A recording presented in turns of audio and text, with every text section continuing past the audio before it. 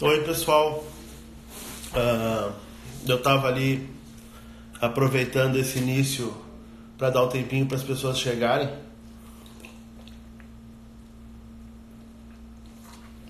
E aí eu estava finalmente olhando a reportagem de hoje. Queria agradecer primeiro aos alunos, os alunos que a RBS me apresentou. Obrigado para eles pelo carinho, pela oportunidade. E dizer que dentro do que a gente conhece, do que a gente viveu e do que a gente passou, eu pretendo fazer o melhor possível para que esses alunos tenham então a melhor chance e consigam fazer a melhor prova com o que eles conhecem, o que eles sabem. Sobre os alunos e sobre essa atividade que a gente vai fazer, uma coisa que eu descobri com grupos é que quando a gente nunca sabe aquela resposta, aquela frase, aquilo que a gente vai dizer, aquela orientação que vai efetivamente fazer a diferença para aquela pessoa.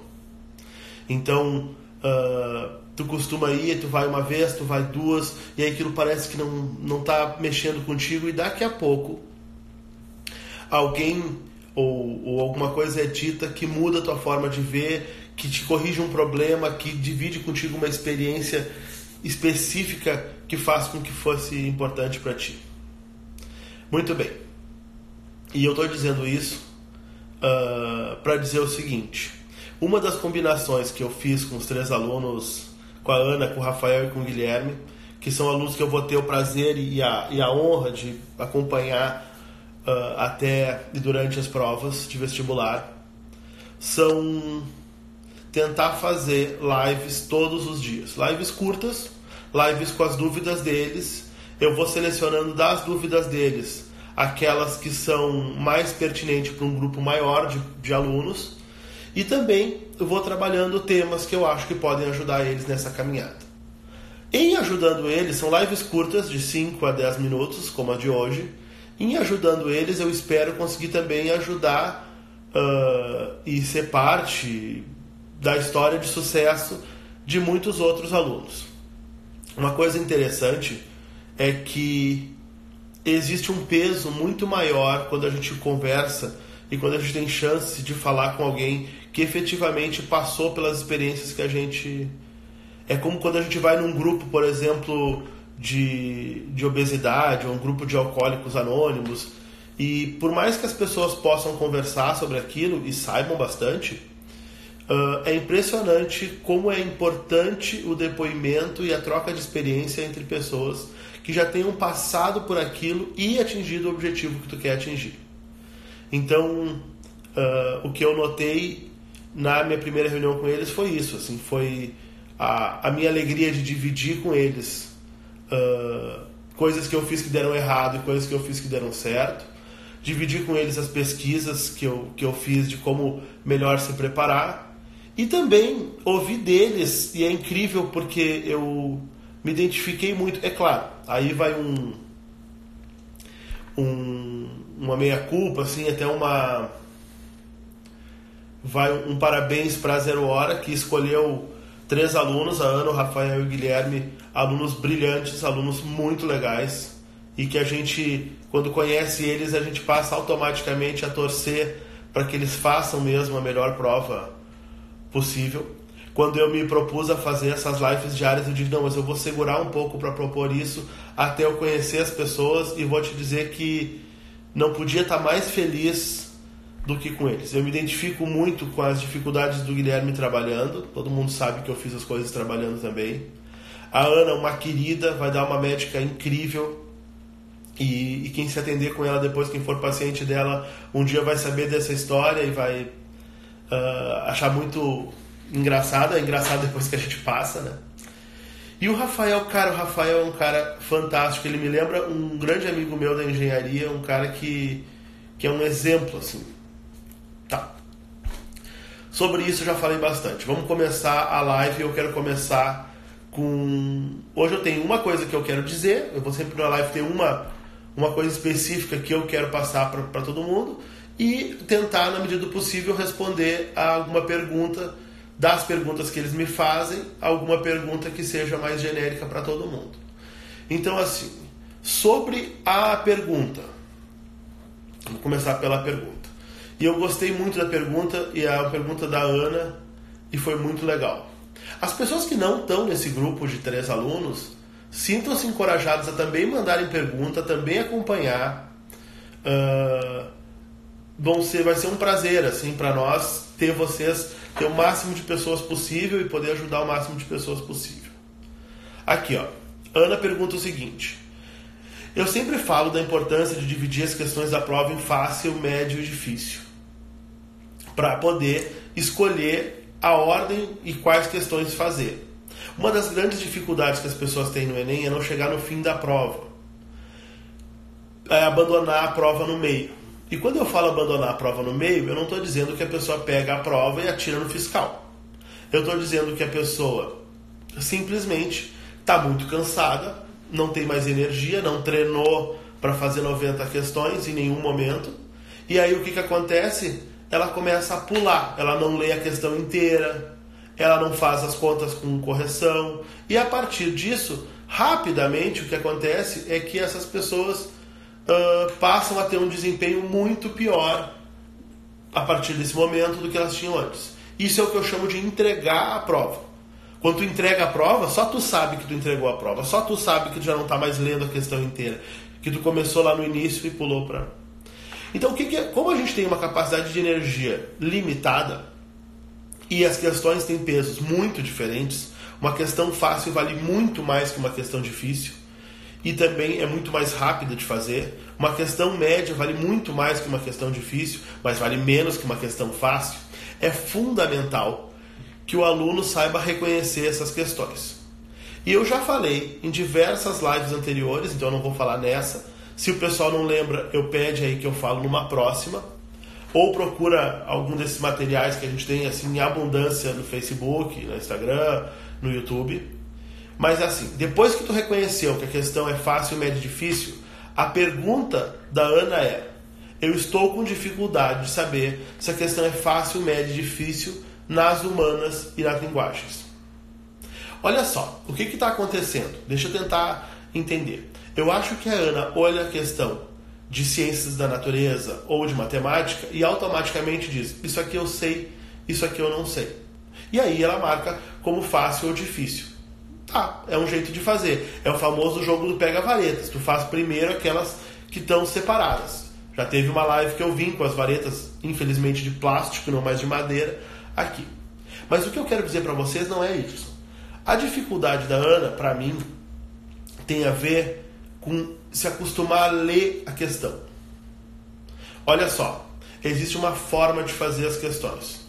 Se tu te acostuma a ler a questão com calma, uma questão de humanas ou uma questão de português, tu automaticamente, de linguagens, tu automaticamente consegue saber se ela é fácil, média e difícil. Então tu lê, vai para as alternativas e vê, opa, eu sei responder isso. No meu caso, eu sempre tive mais facilidade, não dificuldade, de saber se uma questão de humanas ou de português era fácil, média e difícil. Então qual é a minha recomendação para a Ana, por enquanto? A minha primeira recomendação é: leia as questões com mais atenção. E não fique angustiada que isso está sendo difícil, porque o treinamento é justamente para tu te acostumar a ler a questão com calma. Tá? Então essa é a primeira coisa.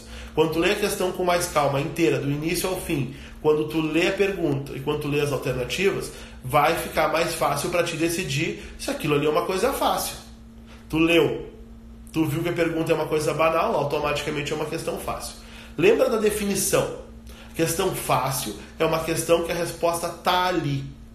E o teu conhecimento de mundo te ajuda. Uma questão média, normalmente te solicita um conteúdo ou uma habilidade que tu deve ter aprendido no colégio ou no cursinho. Tá? No colégio, no curso pré-vestibular. E uma questão difícil, bom, ela associa mais de uma habilidade, principalmente em humanas. Minha primeira sugestão para a Ana, então, respondendo. Ler com mais atenção as questões pode ser um primeiro passo fundamental para te ajudar a definir melhor. Segundo, continua fazendo o desafio. No primeiro dia que a gente tenta separar as questões entre fáceis, médias e difíceis, não é uma coisa banal. No segundo dia, não é uma coisa banal. Mas tu vai ver que logo após 2, 3, 4, 5 vezes que tu faz um bloco de questões tendo isso como uma prioridade, tu automaticamente vai ver que tu vai melhorar. Então não te frustra, segue trabalhando, que tu vai ver que vai ficando mais fácil classificar as questões em fáceis, médias e difíceis. Os alunos do Unificado receberam um QR Code para poder assistir tanto o meu curso quanto a palestra da Anne Higgs. Eu sugiro que dos alunos que estão vendo agora a live, que tiverem interesse, peçam aqui no Insta ou no Facebook, que a equipe vai mandar para vocês também o link para vocês assistirem. Lá tem as definições, lá tem diversos exemplos de questões fáceis, médias e difíceis, inclusive com a ajuda de professores. E eu sugiro também para a Ana que assista lá essa parte, que eu acho que vai ajudar muito ela. Lá tem exemplos de questões fáceis, médias e difíceis de várias habilidades e vai ajudar a dividir. Bom, essa é a pergunta para a Ana. Segunda coisa, e sim, eu aproveito uma pergunta para tratar de vários temas. Para a Ana especificamente, a gente ainda pode conversar sobre isso em outras vezes e conversar sobre isso no WhatsApp. Para o tema geral que eu queria tratar de hoje era sobre as questões fáceis. É um gancho da questão da Ana. Eu quero dizer para vocês que a gente nunca pode subestimar, e bem pelo contrário, a gente tem que entender que as questões fáceis são o caminho da aprovação. Como assim? Bom, primeiro, porque tanto para os cursos menos disputados quanto para os cursos mais disputados, acertar as questões fáceis é o que depois vai fazer com que tu tenha melhor saldo no TRI possível. Então, assim, imagina o seguinte: para quase qualquer curso, com exceção da medicina, tu acertando todas as questões fáceis, tu já está 90% dentro de qualquer curso.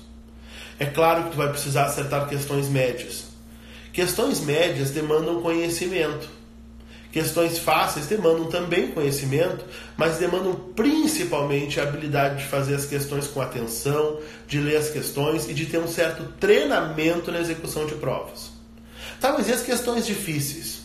Cara, as questões difíceis, elas são importantes menos pela pontuação que elas trazem para ti e mais para que tu não te confunda, perca tempo e saiba lidar com elas.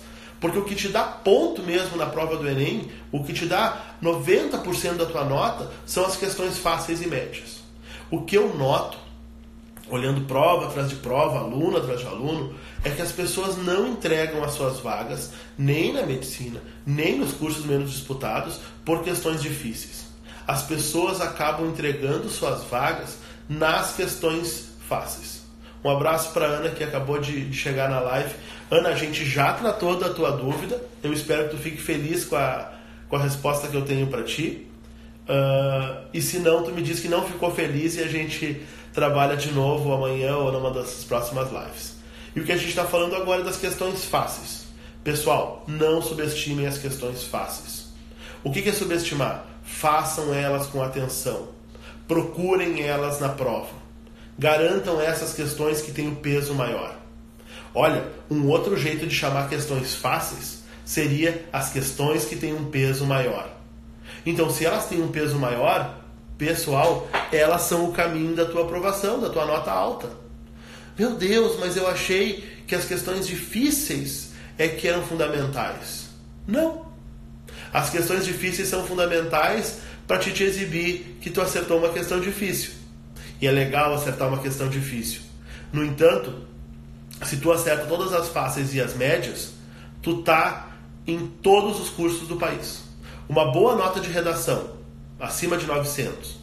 Acertando as questões fáceis e médias, cara, não tem lista no Brasil que tu não esteja dentro. Mas não é fácil fazer isso, porque quando a gente fala de questões fáceis e médias, a gente não está falando de uma, né? A gente está falando de acertar 75 questões numa prova de 80, 80 questões numa prova de 80, 70 questões desse tipo. Ou seja, a gente está falando numa maratona. Precisa treinar, precisa aproveitar os desafios. Quem não conseguiu fazer o desafio de 30 dias, faz o desafio de 15. Não paga o mico de chegar na prova desse ano sem ter olhado e saber a prova do ano passado. Não faz isso. Isso é sabotar todo o trabalho que tu tem feito no cursinho e no colégio. Pessoal, foi um grande prazer conhecer os alunos da RBS. É um grande prazer estar começando esse trabalho. Quem tiver tempo, dá uma olhada no jornal, olha nossa reportagem. Acho que vocês vão gostar. Lá tem o desafio de 15 dias. Lá tem dicas importantes. E lá é um início para quem quiser acompanhar essas lives. A gente nunca sabe qual dessas lives pequenas que vai dizer aquilo que vai mudar o teu processo.